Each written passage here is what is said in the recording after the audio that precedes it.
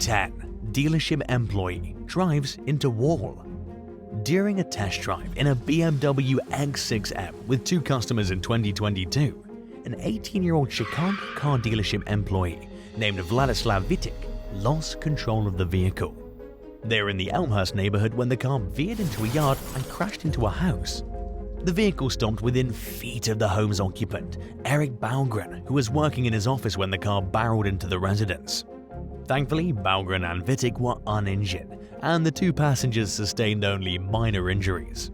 But the collision caused heavy damage to Baugren's house and the BMW, and Vitek was hit with charges for reckless driving, disobeying a traffic control device, improper lane use, and driving too fast for conditions. 9. Corvette customer gets carried away. What started out as a normal workday for 43-year-old car dealership employee Warren Smale quickly turned to tragedy when a customer lost control of a Corvette during a test drive and crashed into a tree. First responders rushed Smale from the accident scene in Southern California to a nearby hospital in critical condition, and he unfortunately died from his injuries. One onlooker told local station KTLA that she came outside after hearing the collision and saw Smale in the passenger seat, while the driver, 28-year-old Alex Dimitro, laid on the ground clutching his shoulder.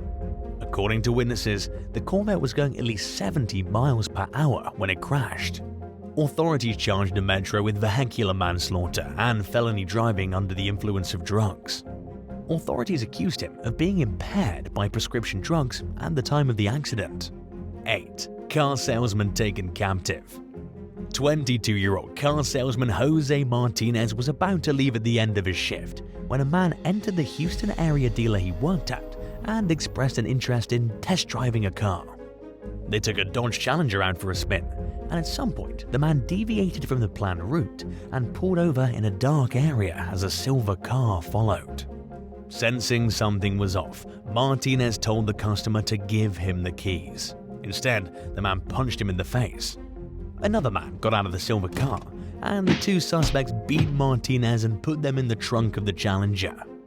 As the perpetrator continued driving, Martinez called his workplace and 911. The driver pulled over, and the men beat Martinez a second time and bound his hand and legs with tape. As they began driving again, the victim overheard one of the men ask the other what they were going to do with his body. Thankfully, Martinez managed to slip out of his bindings and open the trunk using the escape latch. He jumped out and began to run, but the suspects noticed, pulled over, and caught up with him.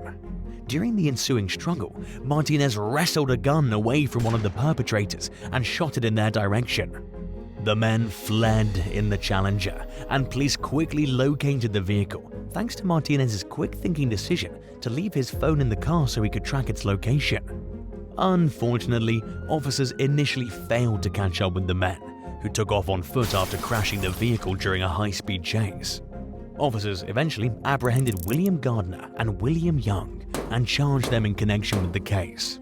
Young agreed to testify against Gardner in exchange for pleading guilty to a reduced charge of aggravated robbery using a deadly weapon. The judge sentenced him to the maximum of 15 years behind bars. 7. The Burnout Bandit. When a fellow Florida man went to Christopher Lemon's home in Fort Myers to check out his Audi for sale in 2021, the 2 initially got along great. Lemon would later tell Wink News that the prospective buyer blended in like he was my best friend. The man said he was considering buying the car for his son, and he seemed genuine.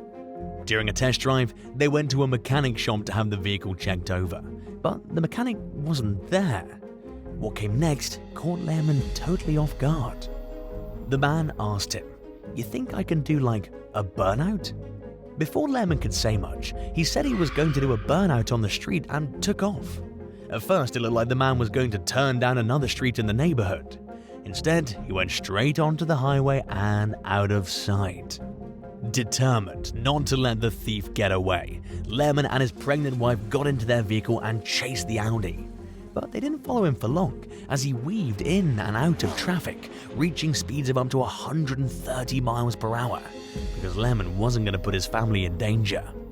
During an interview with Wink News afterward, he said that he didn't care if the car was worth $1 million, and that he no longer even cared to continue searching for it, or for the dishonest stranger who stole it from him. At the time the story broke, authorities were looking for the suspect and for tips from the public that might aid in their search. Unfortunately, it appears as though the perpetrator remains at large. 6. A fatal favor. 55-year-old Kuder Hamdan was helping his two sons sell a car that advertised on social media in early 2023 when he met up with two men who were interested in taking the vehicle for a test drive. The meeting began outside Hamdan's home in Arlington, Texas, where someone dropped the prospective buyers off.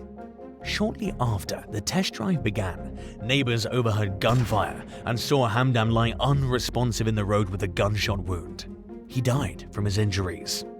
The car was found abandoned behind a nearby shopping center, leading investigators to wonder what led up to the violence. It was evident, based on surveillance footage of two men ditching the car, that they apparently didn't want to steal it, and a police spokesperson said that they didn't think Hamdan was carrying a large amount of cash or anything worth robbing during the test drive. Authorities released photos of the suspects in hopes that members of the public will help identify them. For now, they remain at large. 5. Melbourne mum carjacked at knife point. When a man and a woman arrived at her home in Melbourne, Australia one day in 2023 to look at a car she'd advertised for sale on social media, Jessica noticed that the man looked rough, but she tried not to judge and went with him on a test drive with him. Just moments into the ride, the man pulled a knife and began threatening her, telling her to get out of the car or he'd cut her with the blade and give her hepatitis C. She put her hands up defensively as he jabbed the knife in her direction, nicking her finger. The carjacker undid Kerr's seatbelt and tried to push her out of the vehicle, but she fought back and refused to get out of the car. He slammed on the gas and punched her in the face repeatedly, making her fear for her life. During the struggle, Kerr rolled the window down and yelled out for help, at which point the man pulled over and threw her out of the car. She ran to a nearby house where a resident let her use their phone to call for help. The incident left her shaken, especially since the suspects haven't been captured and know where she lives. 4. Faulty Ferrari catches fire. When YouTuber Tarek Salah discovered a pristine-looking Ferrari F355 for sale in France, he flew there from Los Angeles to take it for a spin and hopefully buy it. He entered the situation with high hopes after noticing that it seemed like the car's owner had taken really good care of it. Everything was going fine during the test drive when other motorists noticed smoke coming from the engine and alerted Salah and the car's owner. They pulled over and removed their belongings from the vehicle and watched as it erupted into flames. Photos from after the fire showed that the car's interior had been completely burned out. Based on appearances, it's safe to assume it was a total loss. In a video, Salah explained that the fire was likely caused by faulty fuel lines, which the car had undergone recall work for. Shortly before the fire broke out, he had mentioned to the vehicle's owner that he could smell gas, but he also wasn't overly worried about it until something actually went wrong. In what can only be described as supremely disappointing luck, Salah wouldn't be going home with his dream Ferrari after all. 3. Joyriding in Jersey. One morning in early 2023, 47-year-old Jason D'Angelo took a GMC Sierra pickup truck for a test drive in New Jersey and never returned to the dealership. Employees notified the police and the truck was spotted a few hours later, driving south on the Garden State Parkway.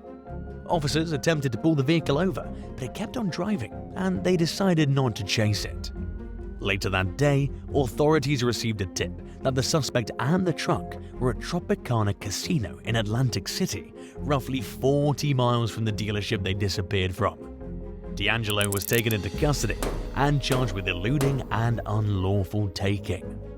Since the COVID-19 pandemic began, car thefts and carjackings in the US have increased dramatically, and failing to return from a test drive seems to be a favored way of stealing a vehicle. Around the same time D'Angelo was arrested in Jersey, a woman visited a car lot in Houston, Texas, and showed an interest in a Chevy Impala. She told staff members she would return when she got her tax refund. About a week later, the woman returned to the business and asked to test drive the Impala. She left her driver's license with the car's owner, Ahmed Halal, but he knew he'd been duped when she failed to return after being gone for a half hour. Halal told ABC 13 that he tried to call the woman's phone number but didn't get an answer, so he called the local sheriff's office. A responding deputy delivered disappointing news when he looked at the woman's driver's license and realized it was fake. She hasn't been caught yet, but authorities are hoping someone recognized her and can help lead them to her whereabouts. 2. Military member meets foul play. 27-year-old U.S. Army captain and West Point graduate David Navidad Parra were reported missing in Phoenix, Arizona in late 2022 after he was last seen allowing a man to test drive a car he was selling for his father-in-law. Later that night, he was found dead on the ground with gunshot wounds near an intersection. In the meantime, firefighters responded to a call about a car on fire 10 miles away. They had an unusually hard time dousing the flames, leading them to believe the vehicle had been tampered with. The car was identified as belonging to Navidad Parra. 2 days later, police arrested the suspect, 29-year-old Abu Uribe, and charged him with first-degree murder and kidnapping. A second suspect is still at large. Naturally, law enforcement used the incident as an opportunity to remind the public to be on guard when they buy and sell things with strangers. In addition to urging people to do business in a public, well-lit area, Phoenix Police Department spokesman Phil Krinsky suggested meeting outside a police station for these types of transactions. During an interview with CBS 5, a relative of Navidad Parra's wondered out loud why the suspect found it necessary to kill the victim rather than simply rob him and leave him physically unharmed. At the time the story broke, the family was offering a reward for information leading to the identification and capture of the second suspect. 1. Crafty Car Thief stalls owner. When Auckland, New Zealand resident Dawal Raghuvanshi received a quick response to an ad he posted on Facebook listing his BMW for sale in early 2023, he thought he'd gotten lucky and eagerly made plans to meet up with the prospective buyer, who seemed just as ready to fork over the $13,000 the owner was asking for. The buyer, who said he was interested in purchasing the car for his daughter, said that he wanted to have it looked at by a mechanic before committing to the sale. Raghuvanshi was at work at the time, so he asked his in-laws to give the BMW's keys in exchange for his car keys as collateral and to take a photo of the man's driver's license. They did exactly that, but the interested buyer still hadn't returned 3 hours later. By then, it was long past the business hours of any local car garage, and Raghuvanshi's messages to the man weren't going through. Upon taking a closer look at his license, the family realized that the person it belonged to was only 20 years old. He told them that his daughter was 18 years old, so at that point it was clear that things weren't adding up. Realizing he'd been duped, Raghuvanshi reported the car stolen. He was surprised to learn that it wasn't the first time the police had dealt with a test drive theft. Luckily, his insurance covered the loss, but the experience taught him a valuable lesson about being careful when it comes to arranging sales transactions with strangers online. Thanks for watching.